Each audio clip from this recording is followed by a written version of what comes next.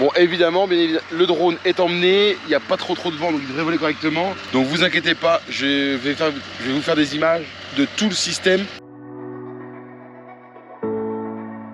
Et évidemment le temps est de la partie. Alors là je suis dans la cabine, ouais, parce qu'il pleut en fait, donc je vais vous montrer derrière, je vais ouvrir le carreau pour vous montrer, ça fait du bruit. Je vais vous montrer, ils sont tous très dégueulasses. Ça mouille. Oui, ça mouille. Je sais pas ce qu'ils ont. Ça va dans la cabine pourtant. Bon, salut à tous. Dans cette vidéo, comme je vous ai dit, vous allez me suivre toute une journée au poireau. Donc on va aller porter le poireau, j'ai expliqué la machine, la bonbonne, le roto, enfin toute une journée. Là, je suis dans le partenaire avec Gérard, qui est juste à côté. On va aller acheter le poireau, il est 7h30, parce qu'aujourd'hui on fait journée complète.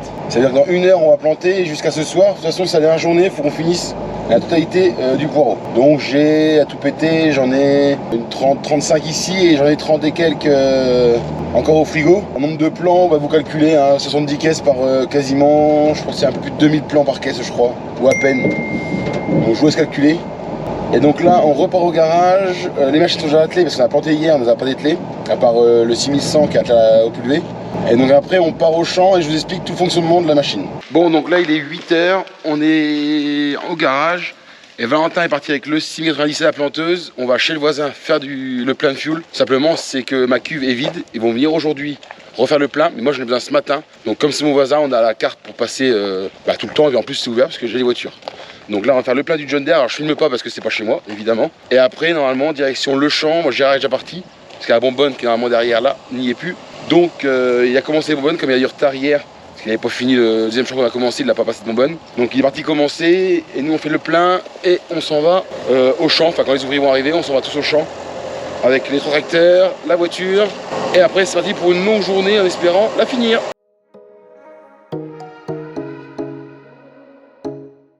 Ça y est, c'est lancé. Donc on a fini le petit champ juste à côté, tranquille. J'en ai profité pour faire des réglages, donc j'ai amélioré un peu la plantation. Parce qu'il y avait des poireaux qui ne tenaient pas, on les godait, mais ça, il y a des poireaux qui ne tenaient pas, on les trouve, parce que les godets, c'est nous qui les mettons. Donc ça, je vais vous montrer juste après. Là pour l'instant, je suis dans le gaz, je suis avec le roto qui est juste derrière. Et donc on fraise au fur et à mesure. Donc le terrain a été arrosé avant le labour, donc c'est pas si mal, hein, ça marche pas si mal. Mais donc on fraise quand même au fur et à mesure. Par chance, c'est couvert, donc pas de soleil, donc ça sèche moins. Parce que dans le sable, ça sèche énormément. Et donc là, ce que je suis en train de faire, c'est fraiser, ce qui est logique. Mais je fraise un passage, je fais demi-tour tracteur, je fais allez, 10-15 mètres et je m'arrête à chaque fois. La planteuse elle est derrière, je sais pas, là on la voit. Et évidemment, personne ne conduit parce que je suis là. Donc le roto depuis hier, c'est moi. Gérard fait la bonbonne, mais comme il ne suit pas derrière nous, du coup je fais le roto en même temps. Donc des coups je plante, des coups je fais le roto. Bon, je rebouche moi. Hier j'ai rebouché, mais aujourd'hui non, pour l'instant j'ai pas trop rebouché. Parce que tout à l'heure j'ai fait des réglages de machine. Donc ça y est, je viens de finir mon roto. Donc comme je vais vous montrer, c'est exactement ce que j'ai dit tout à l'heure. Le John Deere est la reine plantée. Et moi, si je me retourne, voilà, vous voyez, j'ai fait à peu près, je dis 15 mètres, quelque chose près. De façon à ce que quand je vais lancer mon tracteur à côté, j'ai le temps de venir prendre mon roto pour le faire avancer. Parce qu'évidemment quand je fais les deux, il faut tant que je mette la planteuse en route, je la démarre et après tant que j'aille jusqu'au tracteur, évidemment il faut quelques secondes quand même, donc si je le mets trop près, je suis foutu. Bon évidemment, le drone est emmené, il n'y a pas trop de vent, donc il devrait voler correctement. Donc vous inquiétez pas, je vais vous faire des images de tout le système. Je pense qu'il y a quand même 3 tracteurs en route, alors c'est pas des grosses machines, mais c'est quand même des beaux ensembles dans le champ, côte à côte, à travailler. Donc la planteuse, c'est une Simon, une 5 rangs. Donc 3 rangs sous le tracteur et 1 rang de chaque côté. C'est pour ça qu'on peut voir que je ne roule pas dans le tracteur et justement qu'il y a un traceur, même si GPS est là pour nous guider. Maintenant le traceur ne sert plus à spécialement grand chose, si ce n'est au départ du rang pour pouvoir prendre la trace pour démarrer droit, plus ou moins. Et c'est comme notre semoir à graines, en fait c'est une turbine. Donc c'est la prise de force qui va faire un appel d'air au niveau des goulottes et va pousser le poireau dans les trous ou à côté selon comment ça fonctionne, normalement dans les trous. Et donc la machine elle fait les trous 2 par 2 et une fois qu'elle fait 2 trous d'après, les deux poireaux qui viennent dans ceux qui viennent d'être faits. Donc en fait ça se fait au fur et à mesure en fait, c'est un système. Les pics sont sur des rails, les poinçons sont sur des rails et ils font des marches avant, marches arrière pour suivre le sol, pour évidemment pas gratter le sable. Et au niveau du personnel, donc on a 2 personnes qui sont en haut qui donnent des poignées. Donc ils ont une table où on met des caisses, on peut mettre jusqu'à, nous on met 8 caisses, c'est pas mal, ça suffit largement pour l'engrais des champs. Et eux ils mettent des poignées sur une table qui est devant 5 personnes qui sont à mettre les poireaux dans les trous, puisqu'il y a 5 rangs. Et après, il y a 2 ou 3 personnes, si je suis là ou pas, qui sont derrière à remettre les poireaux correctement dans les trous, ceux qui ont été oubliés, d'en remettre des nouveaux, enfin de poireaux dans les trous. Et évidemment, un rang sur 2, on tourne. Comme c'est 5, il y en a 3 derrière et 2 en haut, ou alors 5 sur les sièges, évidemment ça fait 2 groupes de 5, donc on tourne une fois sur 2. C'est-à-dire qu'on a nos groupes et on tourne. Une fois qu'on est arrivé en bout de rang, tout le monde descend forcément de la machine et ça permet de faire mon demi-tour. Donc évidemment je plante en réducté, on est à 0,4-0,5 km/h, donc c'est pas très rapide. Mais il faut savoir qu'on met quand même jusqu'à 11 ou 12 poireaux au mètre. Donc je vais calculer, ça fait 5100 poireaux à l'heure. Bon, je dois calculer la minute, après vous pouvez faire le calcul, c'est pas compliqué. Mais donc voilà, ça va quand même déjà assez vite. Donc évidemment il y a des trous qui sont pas, des godets qui sont pas remplis tout le temps, parce que quand il y a un poireau, les racines sont collées, quand il y a une feuille qui se met en... qui décide de nous embêter pour pas mettre les poireaux correctement, enfin voilà, il y a plein de choses qui font qu'il y a des trous. Et donc là je suis arrivé donc dans la planteuse, vous pouvez voir j'ai fait demi-tour, du coup je téléphone vite fait avec mes parents, donc le roto est derrière, si vous voyez je sais pas là, voilà, donc je m'en vais vite fait faire le roto, normalement je vais planter, mais c'est loupé, je vais pouvoir le faire. Et donc maintenant vous avez vu la machine, vous avez vu donc le case avec le roto, bon vous connaissez c'est le Howard de 3 mètres je crois. Il reste plus que Gérard avec sa bonbonne qui est dans l'autre champ, donc vous verrez plus tard. Et maintenant ce qu'on va faire c'est qu'on va faire un petit peu de drone pour vous montrer un peu tout ça en action. Bon pour le drone ça va être un petit peu, je sais pas si ça se voit tant que ça, je suis trempé. Donc là on se prend un peu d'eau, bon on va pas se plaindre d'avoir de l'eau. Le problème c'est quand on plante, ça va être un peu le bordel parce que ça va coller partout dans les goulottes. Et puis évidemment ça arrive quand on fait journée complète. Donc il y aura encore plus de boulot derrière. Évidemment les poireaux vont mal tomber comme ils vont coller à la goulotte, ils vont ralentir et ils vont tomber à côté du trou, évidemment. Donc là j'en vais, là j'ai pas le choix, c'est Gérard qui fraise et moi je vais derrière les aider pour être trop rebouché parce que même 3 c'est pas assez.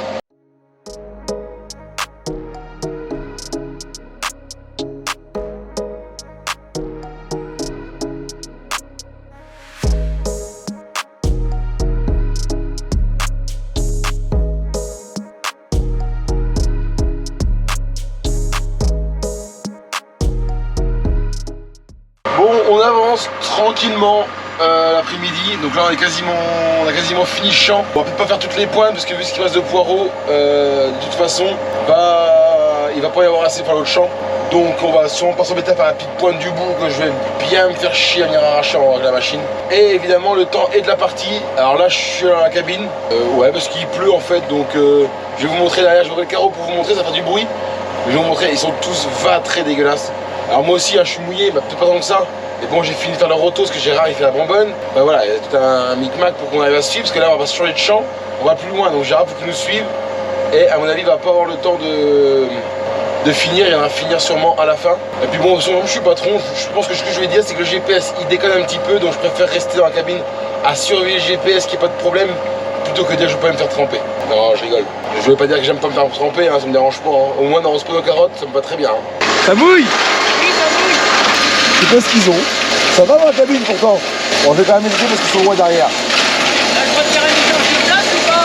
Hein? Tu fais un échange de place ou pas? Non, je dis que je surveille le GPS pour voir s'il déconne pas.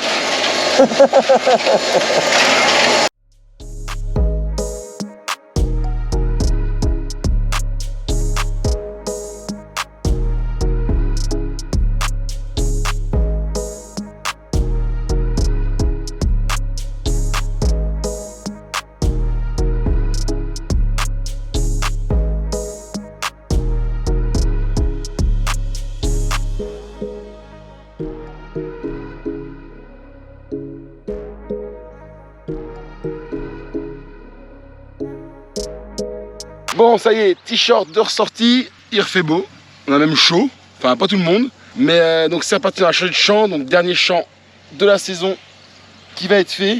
Et donc là, moi je vais vous parler un peu plus du poireau en lui-même, parce que je ne l'ai pas encore fait évidemment. Donc faut savoir dans la saison, je fais 3, c'est-à-dire il y a 4 variétés. Donc il y a du Krypton pour le début de saison, donc celui-là c'est un poireau qui va pousser très vite, qui va avoir de très bons rendements, mais qui va avoir une mauvaise couleur et beaucoup de trips. Après, on peut pas avoir tout d'un coup, ce serait trop beau. Mais on fait toujours un petit peu comme on plante plus tard pour l'avoir plus vite. Donc voilà. Après, je vais passer sur du Poulton. Donc ça, c'est un poireau qui est très joli, qui a une très belle couleur, une bonne résistance aux trips. Et qui va faire tout l'automne et on va dire une partie de l'hiver. Parce que dès qu'il y a du gel, c'est un poireau qui va très mal réagir au gel et qui va pourrir de l'intérieur. Donc on fait ça jusqu'à janvier, à peu près mi-janvier, grand max. Et après, je passe sur Oslo pour toute la fin de saison. Ça, c'est un beau poireau, pareil, bon rendement. Le seul défaut qu'il a, c'est la couleur. Il est vraiment pâle. Mais par contre, il résiste bien et il résiste aussi beaucoup sur la montaison au mois d'avril. Bon, pas autant qu'avant, on avait du Vitaton, mais ça, on l'a perdu, donc on n'a plus la variété. Donc maintenant, on fait l'Oslo pour compenser. Et j'ai fait aussi, cette année, j'ai racheté un producteur aussi du Pluston. Donc pareil, poireau d'hiver, belle couleur. Par contre, attention, comme l'Oslo, attention au fût qui monte. Le blanc monte en fait, et il n'y a plus de vert dans les caisses à l'épluchage. Donc ça, c'est les 4 variétés que je fais dans la saison. Et donc au niveau de la plantation, donc déjà on plante, vous avez pu voir mes vidéos, donc on va dire fin mai, on plante une semaine et on reprend vers le 10-15 juin jusqu'à 14 juillet. Donc là c'est vraiment les périodes de plantation. Là aujourd'hui on va se trouver quitte aujourd'hui, donc c'est bien, on n'est pas trop mal, on est le 11 je crois, donc c'est très bien. Donc j'ai planté dans la saison 9 hectares et demi de poireaux. Donc j'en ai pour de la récolte de septembre à avril. Et en termes de plantation, donc là on va arriver sur aujourd'hui quand on plante. Déjà on plante au GPS, déjà donc très pratique, ça permet vraiment d'avoir une ligne très droite. Si je me mets là, on peut voir que c'est très droit. Donc écartement entre les rangs 80 et on met environ entre 11 et 12 poireaux par mètre par rang, à une profondeur de 16 à 18 cm à peu près. Sachant que pour être bien l'hiver, il faudra avoir 20, 21, voire 22 cm de blanc. Mais on va en gagner aussi parce qu'on va passer 2 fois au moins rebuter le poireau. Donc rechausser, remettre du sable au cœur du poireau. Donc ça va remonter le blanc. Donc je vous ai dit que je faisais 9 hectares et demi de poireaux. Ce qui représente dans la saison 1,5 million de plants de poireaux qui sont aujourd'hui plantés dans mon entreprise. Donc ça fait quand même une bonne petite quantité. Après je suis loin d'être un gros producteur de poireaux. Mais ça suffit largement à mon échelle pour premièrement en vivre et ça m'occupe largement mes journées de l'été et de l'hiver pour produire et vendre tout ce poireau. Dernier petit truc avant que je vous tracteur qui arrive au bout, là on a Maëlys et Valentin qui sont très loin. Simplement c'est que la machine plante très mal à cause de l'eau. Je vais vous montrer ça au garage juste avant de la laver, l'état de la machine qui est loin d'être propre. Voilà, clap de fin. Les filles mettent les poireaux dans les trous. Tout simplement c'est qu'on aura eu des problèmes jusqu'à la fin. On a une goulotte, bon bah elle est tombée, mais on a une goulotte qui est tombée, en fait qui a lâché là. Là il y a des soudures, il y en a une, la deuxième est là. Elle a lâché. Donc on a fini à 4 ans et le 5e on le faisait à la main. Mais bon, c'est pour la fin. Mais une bonne révision s'impose pour l'année prochaine. C'est beau ces petits culs en l'air comme ça. Non, il en reste. Oh putain, il a fallu 200 pour Alexis. Ah ouf. Dernière étape quand on plante le poireau. Donc Gérard avec le 6100 et ce qu'on appelle la bonbonne juste derrière. Donc en fait il vient mettre de l'eau.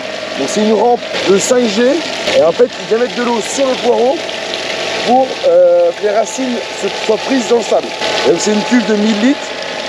Il y a 2 télécommandes. La première c'est pour ouvrir la vanne qui est juste en bas là. Et la deuxième avec là où il tient, en fait c'est pour diriger la rampe droite-gauche pour que les jets soient bien sur les trous. Et donc là vous avez fait une journée de poireau avec nous, alors presque. Maintenant on repart au garage, on ramène tout au garage, on s'en va laver la machine, vous allez voir, on est taqué.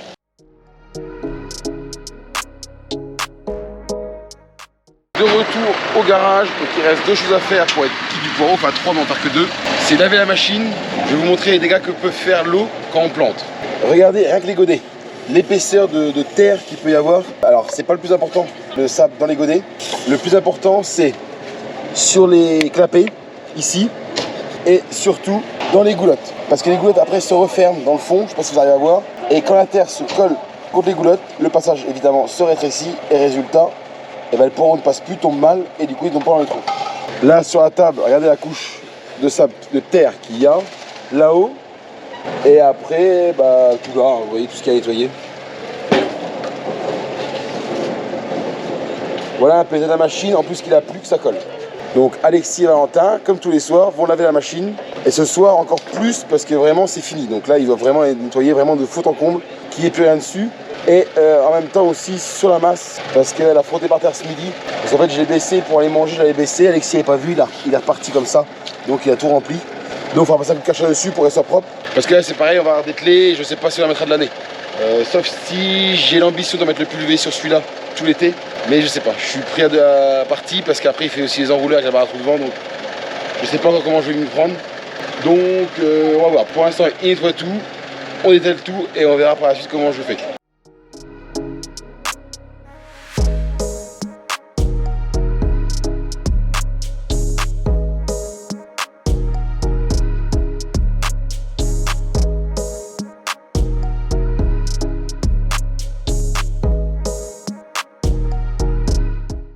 Bon, j'arrête là, vous avez vu comment est le lavage. Donc moi je vais arrêter la vidéo ici parce que je pars faire des radis, donc j'emmène la caméra avec moi. Donc Valentin va arrêter de filmer parce que c'est lui qui a filmé pendant que Alexis va se Karcher. Donc j'espère que la vidéo vous a plu. Si c'est le cas, Valentin, qu'est-ce qu'on fait? On lâche un pouce bleu. Et on s'abonne. Ah oui, il faut s'abonner. On s'abonne, même lui je suis sûr qu'il n'est même pas abonné à ma chaîne, je suis sûr. Si, je suis dans... Je suis même pas dans les 10 premiers, je suis dans les 10 premiers, un truc comme ça. Ah, quand même, c'est la moindre des choses. Donc voilà, j'espère que la vidéo vous a plu. Si c'est le cas, vous savez ce qu'il faut faire. Et moi, je vous dis à la semaine prochaine, on reprend les vidéos normales avec tout ce qu'on fait dans la semaine. Ciao!